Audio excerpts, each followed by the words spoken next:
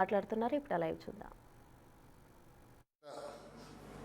Chairperson పెద్దలు శ్రీనివాస్ రెడ్డి గారిని, యువమిత్రులు అనిల్ కుమార్ యాదవ్ గారిని, ముఖ్యంగా పాత్రికేయ మిత్రులందరినీ ఇక్కడికి పిలిచి ఒక మంచి కార్యక్రమాన్ని ఏర్పాటు చేసినందుకు సమాచార ప్రసార శాఖల కమిషనర్ గారిని రాష్ట్ర ప్రభుత్వం తరఫున నేను అభినందిస్తున్నాను. ప్రతిసారి మహిళా దినోత్సవం అంటే వేలాది మంది ఆడబిడ్డల్ని ఆహ్వానించి ఒక కార్యక్రమాన్ని ఏర్పాటు చేసి రాష్ట్ర ప్రభుత్వం చేపడుతున్న సంక్షేమ అభివృద్ధి కార్యక్రమాలతో పాటు స్వయం సహాయక సంఘాల పేరు మీద రాష్ట్ర అభివృద్ధిలో భాగస్వాములైన మహిళలందరినీ వాళ్ళ చేతి వృత్తుల నైపుణ్యాన్ని ప్రదర్శించే కార్యక్రమాన్ని గత 2 సంవత్సరాలు రాష్ట్ర ప్రభుత్వం తీసుకోవడం జరిగింది. ఈసారి మంత్రివర్యులు శ్రీనివాస్ రెడ్డి గారు ఒక సూచన చేసింది. ఈ మధ్యకాలంలో జర్నలిస్టుల గుర్తింపు కార్డు కానీ మిగతా అంశాలు ప్రస్తావించినప్పుడు మహిళా జర్నలిస్టుల గురించి కూడా చర్చ వచ్చింది.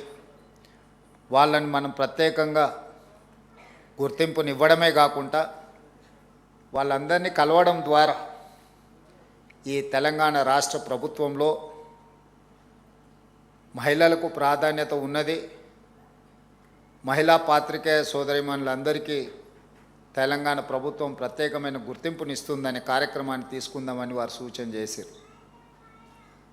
ఈ దేశానికి రాష్ట్రపతిగా, ఈ దేశానికి ప్రధానమంత్రిగా, ఈ దేశానికి లోక్సభ స్పీకర్గా, వివిధ రాష్ట్రాలకు ముఖ్యమంత్రులుగా, పార్టీకి మహిళనే అధ్యక్షురాలుగా, ఈ దేశంలో ఏ పదవైనా మహిళలకు ఇచ్చిన రాజకీయ పార్టీ కాంగ్రెస్ పార్టీ.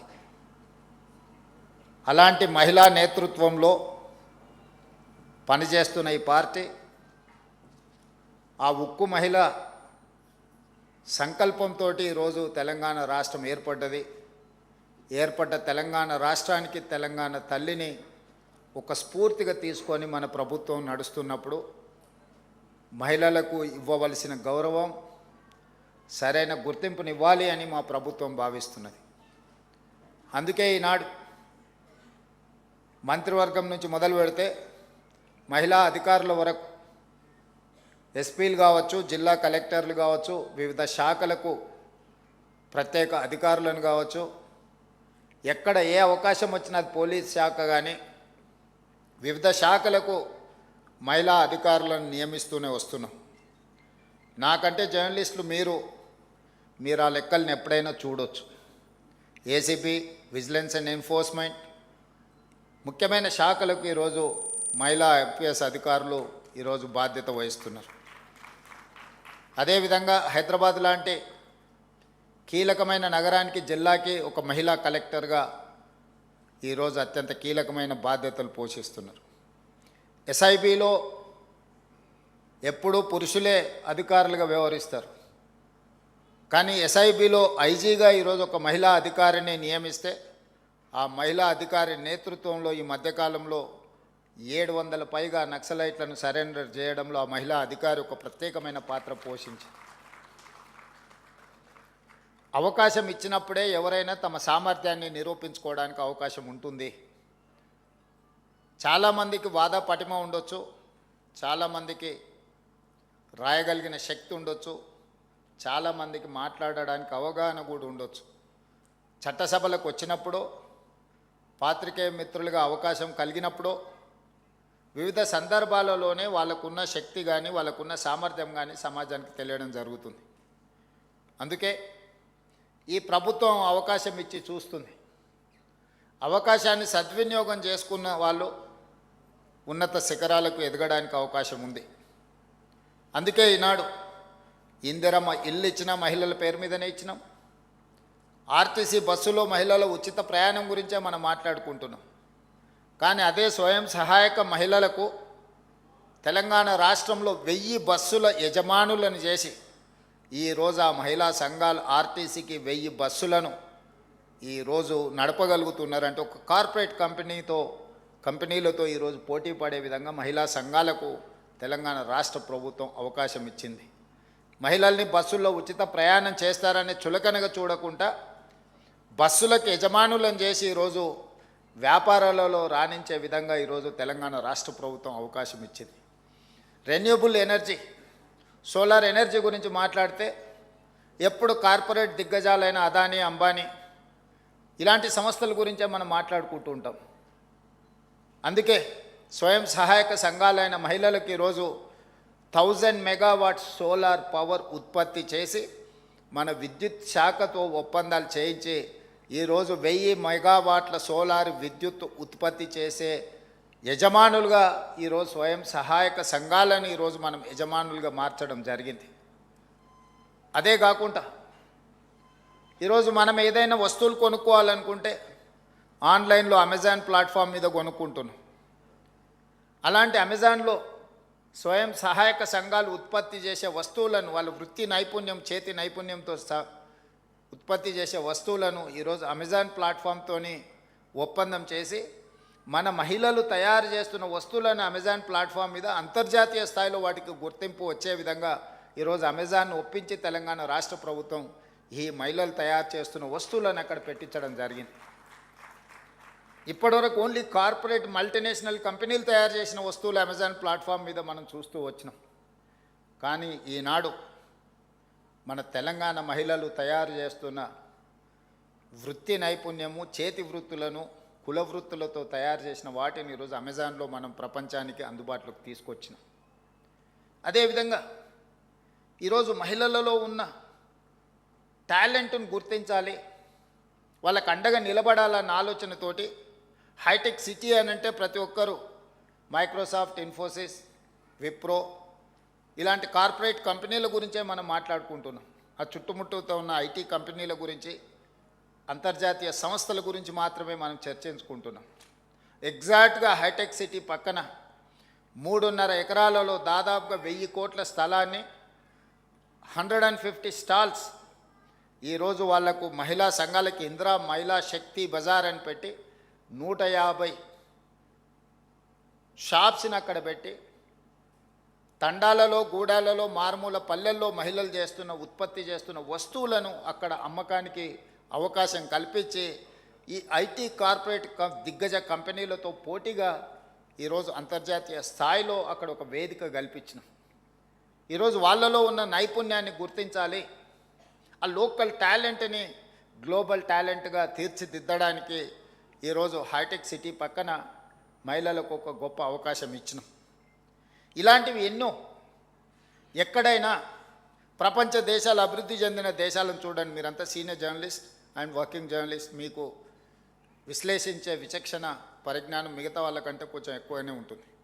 ఏ దేశమైతే ఆర్థికంగా ఎదిగిందో, ఏ దేశమైతే ఎదిగిన అభివృద్ధి చెందిన దేశాలుగా ఈరోజు ప్రపంచంలో గుర్తింపు పొందుతున్నాయో ఆయా దేశాలలో మహిళ యొక్క ఆర్థిక శక్తి పెరిగినప్పుడే ఆ దేశం అభివృద్ధి చెందిన దేశంగా గుర్తింపు పొందింది. మన దేశంలో మహిళల యొక్క శ్రమకు గుర్తింపు లేదు, శ్రమకు తగ్గ ఫలితము లేదు. ఇంట్లో చేసే ఏ పనైనా టేక్ ఇట్ గ్రాంటెడ్గా, ఆఫీస్లో ఏ పని ఉన్నా కూర్చొని చేసే పనిని మహిళల మీద నెట్టేసి మిగతా వాళ్ళు పెత్తనం చెలాయించే విధంగా, అదేవిధంగా మగవాళ్ళతో పోటీపడి చేసేటప్పుడు చిన్న చిన్న చులకన కామెంట్స్ కానీ ఇతర ఇష్యూస్ మీకు అందరికి తెలుసు. ఇట్లాంటి వాటన్నిటికీ పులి స్టాప్ పడాలి అని అంటే మహిళల్ని వాళ్ళ టాలెంట్ను గుర్తించి ప్రోత్సహించాల్సిన బాధ్యత సంస్థల మీద ఉన్నది. వ్యక్తులుగా మనం కొన్ని చేయలేం, వ్యవస్థగా మనం పని చేసినప్పుడు తప్పకుండా మనం ఆ టాలెంట్ని గుర్తించి అవకాశం కల్పించడానికి అవకాశం ఉంటుంది. జర్నలిజం గురించి నేను చెప్పాలి అని అంటే నాకున్న పరిమితమైన అవగాహనతో ఆనాడు దేశ స్వతంత్రం కోసం కొట్లాడుతున్నప్పుడు యంగ్ ఇండియా అనే పత్రికను మహాత్మా గాంధీ గారు నడిపించారు. 1921 నుంచి 1931 వరకు 10 సంవత్సరాలు మహాత్మా గాంధీ గారు పత్రికను నడిపించి స్వతంత్ర పోరాటాన్ని దేశ ప్రజలకు చేరవేయడానికి యంగ్ ఇండియా పత్రికను నడిపారు. అదే సమయంలో పండిత్ జవహర్లాల్ నెహ్రూ గారు దేశ స్వతంత్ర పోరాటాలనే కాకుండా పాలసీలను ప్రజలకు తెలియజెప్పాలి, ఈ దేశ ప్రజలకు దేశాన్ని నడిపించుకునే శక్తి ఉన్నది, జ్ఞానం ఉన్నదని నేషనల్ హెరాల్డ్ పత్రికను పండిత్ జవహర్లాల్ నెహ్రూ గారు నడిపించారు. మన ప్రాంతానికి వస్తే సాయుధ రైతాంగ పోరాట సమయంలో సురవరం ప్రతాప్ రెడ్డి గారు గోల్కొండ పత్రికను నడిపించడం జరిగింది. వీళ్ళందరూ కూడా వర్కింగ్ జర్నలిస్టులే కాదు, జర్నలిజం పట్ల ఒక అవగాహన ఉండి అత్యంత గొప్ప పోరాటాలను కూడా పత్రికల ద్వారా నడిపించడం ద్వారా శాంతియుతంగా ఒక యుద్ధాన్నే గెలవచ్చు అని చెప్పి మహాత్మా గాంధీ గారు, నెహ్రూ గారు, సురవరం ప్రతాప్ రెడ్డి గారు నిరూపించారు. యుద్ధం అంటే ఆయుధాలతో చేసేదే యుద్ధం అని కొంతమంది అనుకుంటారు. ఆయుధాలతో చేసే యుద్ధము విషాదంతో ముగుస్తుంది. కానీ అవగాహనతో కూడుకున్న ప్రజలకు అవగాహన కల్పించి ప్రజల్ని కార్యోన్ముఖులను చేసి ఒక ఐడియాలజికల్ వార్ చేస్తే ఒక యుద్ధాన్ని గెలవచ్చు, ఒక దేశానికి స్వతంత్రాన్ని సాధించవచ్చు అని చెప్పి మహాత్మా గాంధీ గారు నిరూపించారు. వారి వారసత్వంగా ఈరోజు మనం ఈ పరిపాలనను కొనసాగిస్తున్నాం. ఈ దేశంలో వివక్ష ఉంది. అది కులాల మధ్యలోనే కాదు, మహిళల మధ్యలో, పురుషుల మధ్యలో రకరకాల వివక్షలు ఉన్నాయి. అభివృద్ధి చెందిన దేశాలలో వివక్ష లేదని అనుకోకండి. అప్పుడప్పుడు మనం అమెరికా చాలా అభివృద్ధి చెందిన దేశం అంటాం, అప్పుడప్పుడు మనం చూస్తున్నాం. అక్కడ ఉండే వివక్ష అక్కడ ఉంది. అక్కడ పేదరికం లేదని కాదు, మనకంటే అత్యంత నిరుపేదలు ఉన్నారు. కానీ అక్కడ కష్టపడే వారికి గుర్తింపు ఉన్నది, ముందుకెళ్ళే వాళ్ళకు అవకాశం ఉన్నది. మన దగ్గర కూడా వివక్ష ఉన్నది, కానీ కష్టపడే వాళ్లకు గుర్తింపునివ్వాల్సిన బాధ్యత ఇంకా మనము నేర్చుకోవాల్సిన అవసరం ఉన్నది. ఇంకా మనం అవకాశం కల్పించాల్సిన బాధ్యత ఈరోజు ప్రభుత్వాల మీద ఉన్నది. అందుకే ఈరోజు ప్రత్యేకంగా మహిళా జర్నలిస్టులతో కలిసి, ఎందుకంటే నా ఈ ప్రయాణంలో చాలామంది మిత్రులు ఉన్నారు, మహిళా జర్నలిస్టులు కూడా చాలామంది వెల్ విషర్స్ ఉన్నారు. వాళ్ళందరి ప్రోత్సాహమో ప్రత్యక్షంగానో పరోక్షంగానో ఏది కాకపోయినా డెస్క్లో ఉన్నప్పుడు మన మీద అనుచితంగా వ్యాఖ్యలు చేసినప్పుడు కనీసం అది ప్రసారం చేయకుండా ఆపడంలోనైనా మీ సహకారం ఉన్నది. చెడు అని భావించినప్పుడు ఆ చెడుని నియంత్రించడానికి మీరు అందించే సహకారం, అది కూడా ఒక రకంగా నా ఎదుగుదలకు ఉపయోగపడ్డది. ఒకవేళ చెప్పాల్సి వచ్చినప్పుడు రాసిచ్చిన దానికంటే ఒక 2 మంచి మాటలు కూడా మీరు చెబితే అది ప్రజలకు ఇది నిజమే అని భావించి, ఎందుకంటే మహిళలు ఏది చెప్పినా విశ్వాసం నమ్మకం ఎక్కువ ఉంటుంది. మేము నిజం చెప్పినా కూడా మా వాళ్ళు అది కొంచెం తక్కువ ఉంటుంది. అందుకోసమని ఈ మహిళా దినోత్సవం సందర్భంగా మహిళలనే కాదు, ఈ సమాజంలో సగభాగమైన మీరు, ఈ తెలంగాణ రాష్ట్రం అభివృద్ధి జరగాలి అని అంటే మహిళల యొక్క ఆర్థిక వ్యవస్థ, మహిళల యొక్క అవకాశాలను మెరుగుపరచాలి అనేదే మా ప్రభుత్వం యొక్క లక్ష్యము, మా ప్రభుత్వం యొక్క విధానం. 2034కి $1 ట్రిలియన్ ఎకానమీ, 2047కి $3 ట్రిలియన్ ఎకానమీ ఇక తెలంగాణ రాష్ట్రాన్ని ముందుకు నడిపించాలని మేము భావిస్తున్నాం. ఈరోజు 2.5% జనాభా ఉన్న మనం దేశ ఆర్థిక వ్యవస్థలో 5% మనం జీడిపిని కంట్రిబ్యూట్ చేస్తున్నాం తెలంగాణ రాష్ట్రం నుంచి. జనాభా మోర్ ఆర్ లెస్ సెటిల్ అయిపోయింది, పెద్దగా పెరగడం లేదు తెలంగాణ జనాభాలో. మేమిద్దరం మాకొక్కరు అనే పరిస్థితి వచ్చింది. అట్లీస్ట్ మేమిద్దరం మాకిద్దరు అనే వ్యవస్థ వస్తే మన జనాభా పెరుగుతుందేమో. ఒకప్పటి ప్రభుత్వ విధానం వల్ల, కుటుంబ నియంత్రణ వల్ల తెలంగాణలో ఉండే పాపులేషన్ స్టెబిలైజ్ అయిపోయింది, పెద్దగా పెరగడం లేదు. కానీ ఆర్థికంగా పెరగడానికి అవకాశం ఉంది, పెట్టుబడులను ఆకర్షించడానికి అవకాశం ఉంది. ఈ పెట్టుబడులు ఈ రాష్ట్రంలో ఉద్యోగ ఉపాధి అవకాశాలను పెంపొందించడానికి అవకాశం ఉంది. తద్వారా బలమైన ఆర్థిక వ్యవస్థగా రాణించి ఈరోజు $200 బిలియన్ ఎకానమీగా ఉన్న తెలంగాణ ఆర్థిక వ్యవస్థను 8 సంవత్సరాలలో $1 ట్రిలియన్ ఎకానమీగా మార్చాలి. ఈ దేశ ఆదాయంలో ఈరోజు 5% తెలంగాణ నుంచి భాగస్వామ్యం ఉంటే 2047 నాటికి 10% మనం పెంచాలనే లక్ష్యంతో ఈరోజు తెలంగాణ రాష్ట్ర ప్రభుత్వం పనిచేస్తుంది. దానికి సంబంధించిన బృహత్తరమైన ప్రణాళికలను తెలంగాణ రాష్ట్రం సిద్ధం చేసుకున్నది. అందుకే గ్లోబల్ సమ్మిట్ ఆర్గనైజ్ చేసినాం, అంతర్జాతీయ దిగ్గజ కంపెనీలను ఆహ్వానించినాం. మనం క్యూర్ అని కోర్ అర్బన్ రీజియన్ని ఔటర్ రింగ్ రోడ్ ఇన్సైడ్ 1,34,00,000 జనాభా ఉంది. ఈ 1,34,00,000 జనాభా 2,100 స్క్వేర్ కిలోమీటర్స్ లోపల ఉంది. ఈరోజు ఈ క్యూర్ని సర్వీస్ సెక్టర్గా మార్చాలని మన ప్రభుత్వం నిర్ణయం తీసుకున్నది. ఇక్కడ పరిశ్రమలు ఉన్నాయి, కాలుష్యాన్ని వెదజల్లే పరిశ్రమలు ఉన్నాయి. ఈరోజు ఈ లివబుల్ సిటీ నుంచి నాన్ లివబుల్ సిటీగా మారే ప్రమాదం ఉంది. ఢిల్లీని చూసి ఎంత కాలుష్యం ఉందో. పొలిటికల్ క్యాపిటల్ ఇస్ ఢిల్లీ, కానీ స్కూల్స్ హాలిడే, గవర్నమెంట్ ఆఫీసులు హాలిడే, పార్లమెంట్కు హాలిడే ఇచ్చే పరిస్థితి వచ్చింది. దీని కారణం విశ్లేషించండి. ముంబై ఫైనాన్షియల్ క్యాపిటల్, అక్కడ నివసించలేని వర్షాలు వస్తే ఆ నగరం అతలాకుతలంగా మారిపోతున్నది.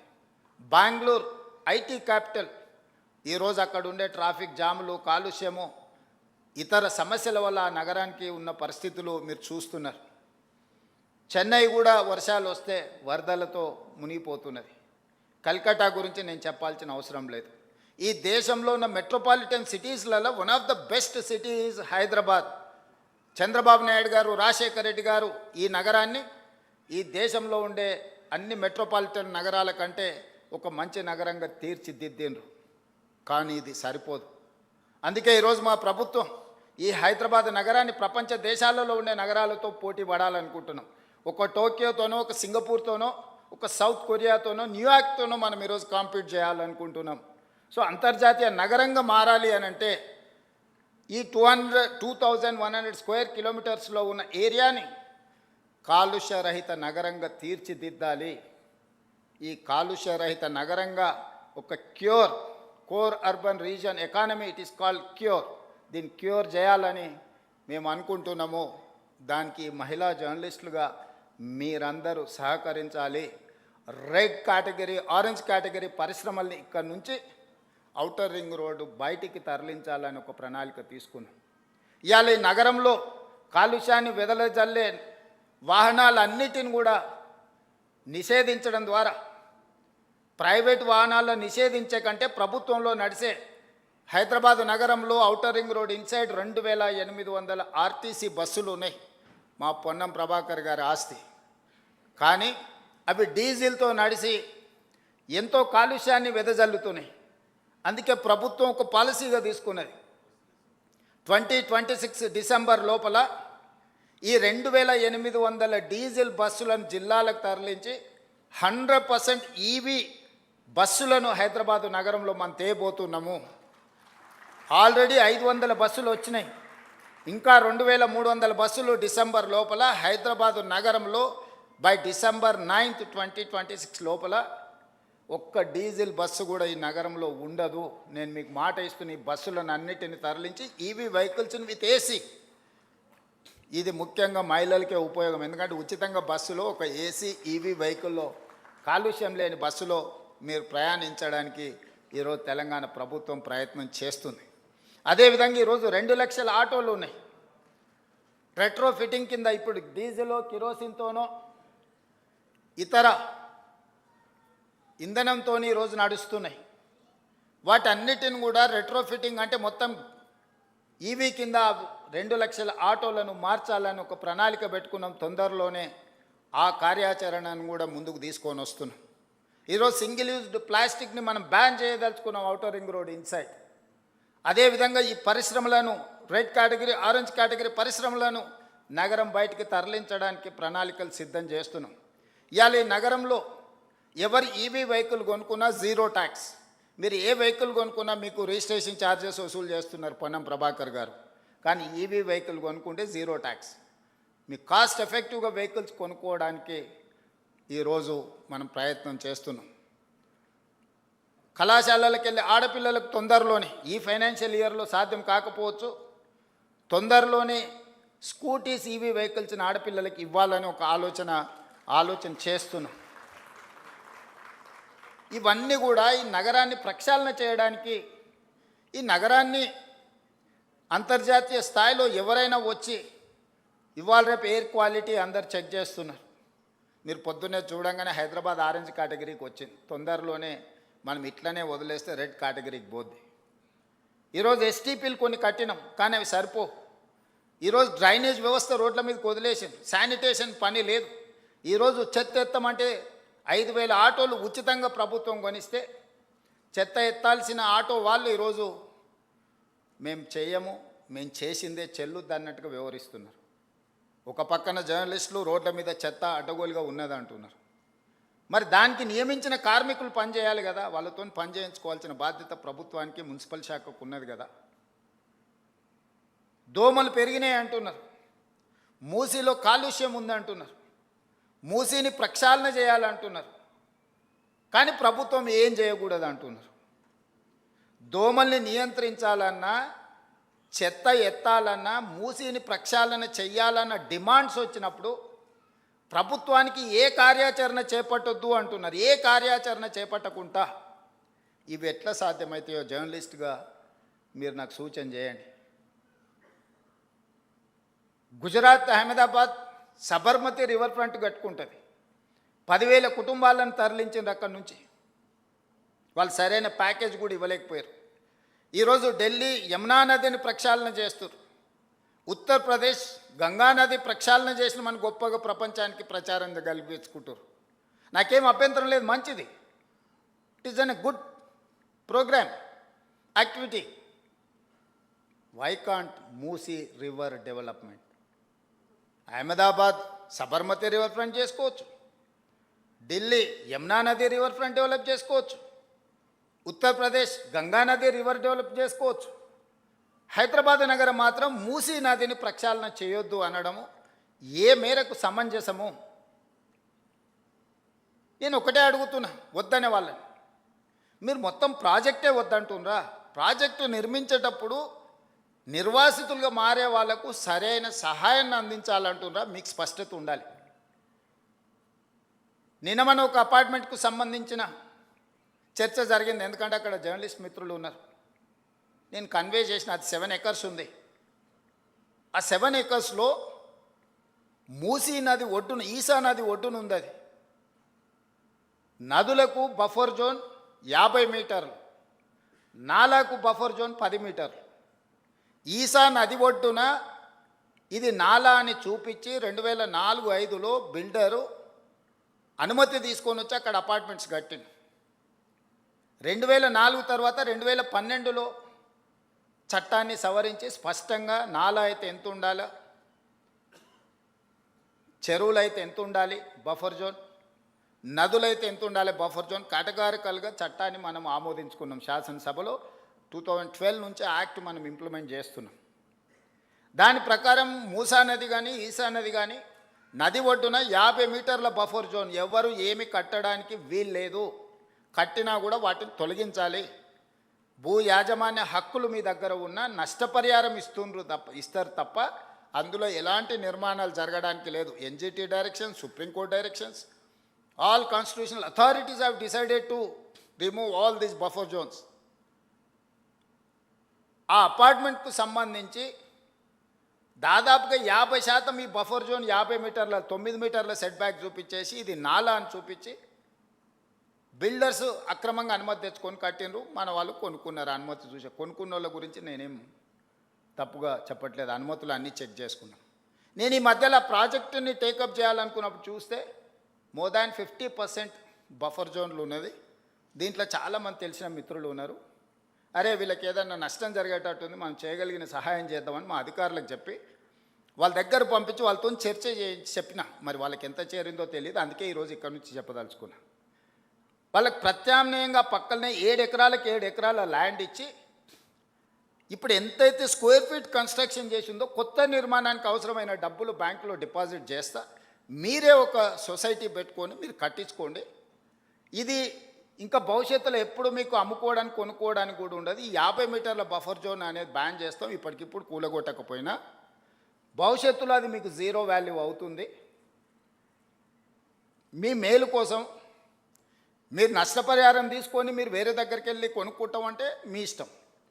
లేదు అంటే మీ ఎంత స్థలం ఉందో అంతే స్థలం ఆ పక్కన ప్రభుత్వ స్థలాన్ని కేటాయించి ఈ నిర్మాణానికి అవసరమయ్యే నిధులు కూడా ప్రభుత్వం ముందే మీ బ్యాంకులో డిపాజిట్ చేస్తుంది. మీరు ఒక అసోసియేషన్, మీ ఎట్లాగూ అపార్ట్మెంట్స్ వెల్ఫేర్ అసోసియేషన్ ఉంటుంది కదా, మీరు మీకు డిపాజిట్ చేస్తాం, మీరు కట్టుకోండి అని మేము చెప్పినాం.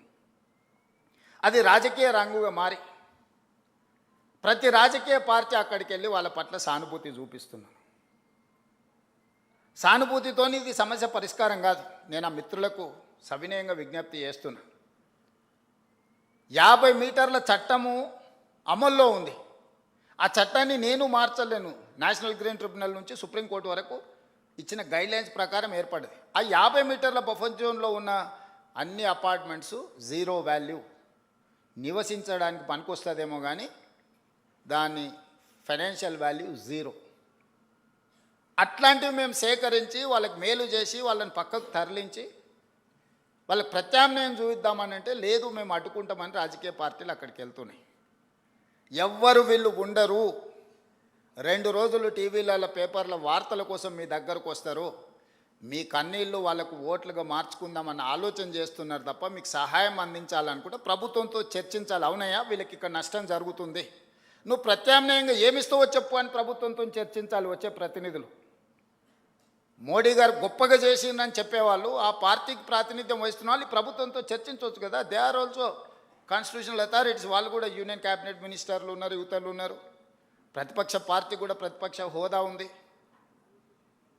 వాళ్ళందరూ వచ్చి కూర్చొని అవును ఇక్కడ నుంచి మూసీ పరివాహక ప్రాంతంలో 2 వైపులా 50 మీటర్ల బఫర్ జోన్లో ఎవరెవరు ఎఫెక్ట్ అవుతున్నారు, వాళ్ళు ఎంత పేదవాళ్ళు, గుడిసెతో ఉన్నారా, ఇల్లుతో ఉన్నారా, వాళ్ళకి ఏ నష్టం జరుగుతుంది, వాళ్ళ సొంత భూమి ఉందా, ప్రభుత్వ భూమి ఉందా, వాళ్ళకి ఏమి ఇస్తే బాగుంటుందో మనం చర్చిద్దామని నేను చెప్తున్నా. నువ్వు చర్చించడానికి లేదు, నువ్వు కట్టడానికి లేదు, మేము చేయలేదు కాబట్టి నువ్వు చేయొద్దు. నువ్వు చేయలేదు కాబట్టి నువ్వు ఇంటికి పోయినావు, నేను చేస్తానే నమ్మకం ఉంది కాబట్టి నేను కుర్చీలో కూర్చున్నా. ఇక నీకు నాకు తేడా లేకపోతే ఇంకా విషయం ఏమున్నది?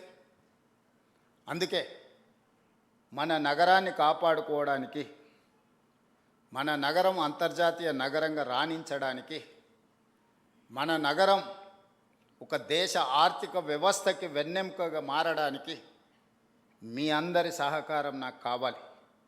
ఇది నేను నా ఒక్కడి కోసం, నా ఇంటి కోసం చెప్పడం లేదు.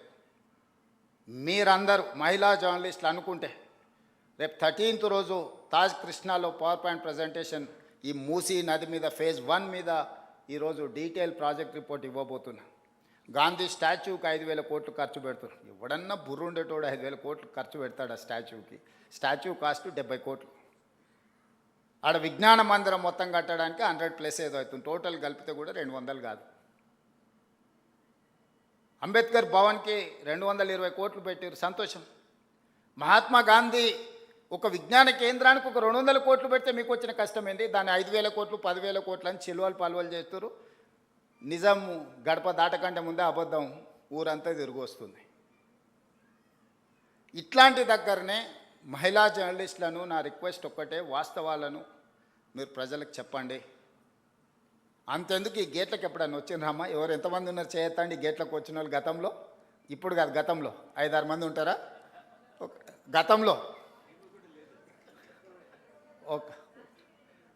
అప్పుడు కాదమ్మా, రాజశేఖర రెడ్డి గారు ఉన్నప్పుడు ఇది ఇట్లా లేదు కదమ్మా.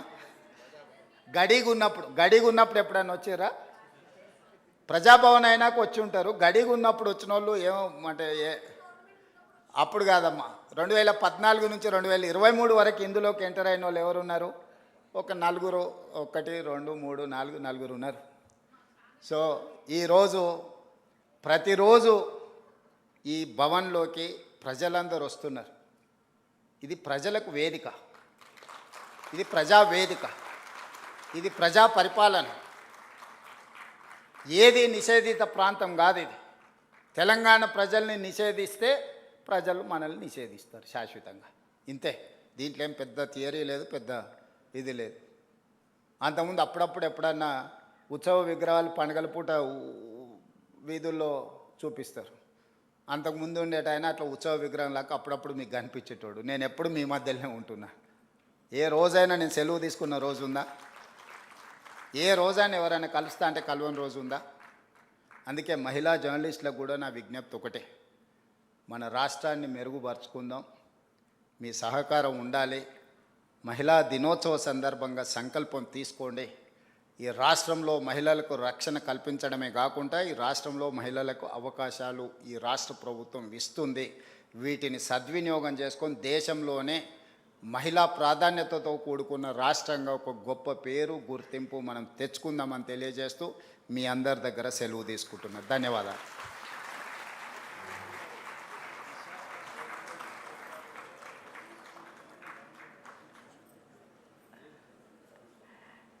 సీనన్న, మహిళా రక్షణకు కమిటీలు వేయాలంటారు. ఆఫీసర్స్లో కూడా నిన్నమన్న నేను దాని మీద డిస్కషన్ చేసిన. ఈవెన్ కార్పొరేట్ ఆఫీసులో కూడా ఈ ప్రాబ్లం ఉన్నది. కంప్లైంట్ బాక్స్ ఉండాలి, దానికి సంబంధించిన సెక్యూరిటీ మెజర్స్ తీసుకోవాల్సిన అవసరం ఉంది. తప్పకుండా తీసుకుంటాం. అదేవిధంగా ప్రింట్ మీడియా, ఎలక్ట్రానిక్ మీడియాకు అథారిటీస్ ఉన్నాయి, complaining authority to examine their news and their views. Social మీడియాకు లేదు.